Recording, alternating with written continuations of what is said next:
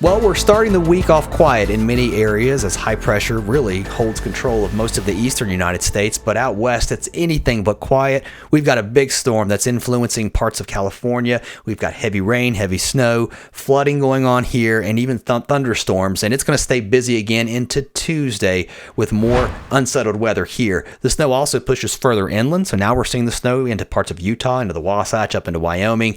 Across the east, another fairly quiet day, and look at these warm fronts stacked up here through the central United States, that warm air trying to push off to the north and east. Speaking of the warm air, this is the 850 millibar chart. I think it's a good way to kind of look at things from the top down, and it's really not that high up, but it's a great way to track surface temperatures, at least the anomalies. And look, here comes that warm air on Tuesday and into Wednesday, trying to surge up into the central plain states. The cold air across New England starts to retreat. Up here's the really cold air.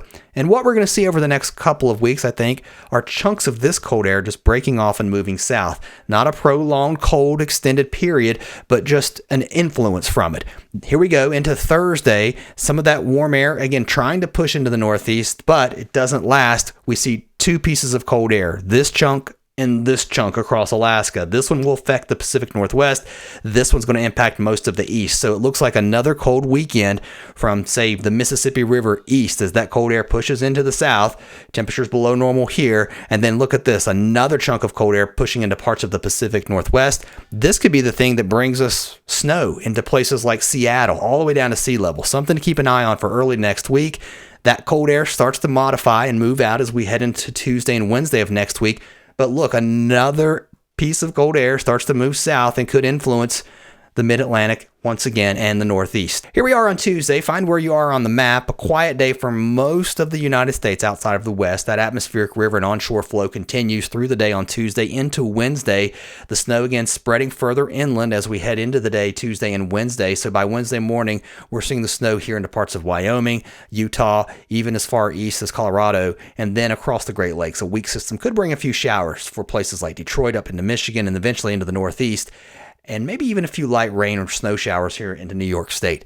This is the system that we'll be watching as we get toward Thursday. Once it gets east of the Rockies, it'll start to deepen a little bit and move to the east. Now, it looks very similar to what we've seen over the last couple of days. Not a strong storm here.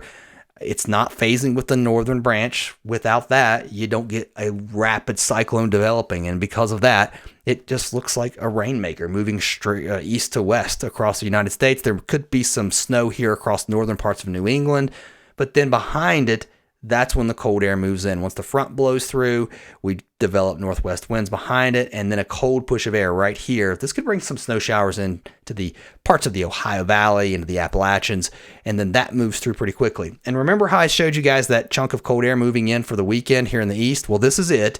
And then look what happens. Heading into next week, the warm air surges back to the northeast. There's that second round of cold for the Pacific Northwest that, again, potentially could bring us snow all the way down to sea level. I don't know that that's going to happen or not just quite yet, but either way, it looks unsettled here with more rain and snow for the west. And then here comes the mild weather pushing back to the north and east as we head into the first part of next week. And boom, another chunk of cold looks to be on the way toward the middle part and the end of next week. This is still really far out. We still have a long way to go with refining this storm, so you'll want to stay tuned. I'll keep you updated. Now, if you want to look at the long-range forecast heading into March, I did create a video. It's right here. I hope you can check it out. We go into looking at some of the long-term weeklies to get an idea of what's ahead. I'll see you over there.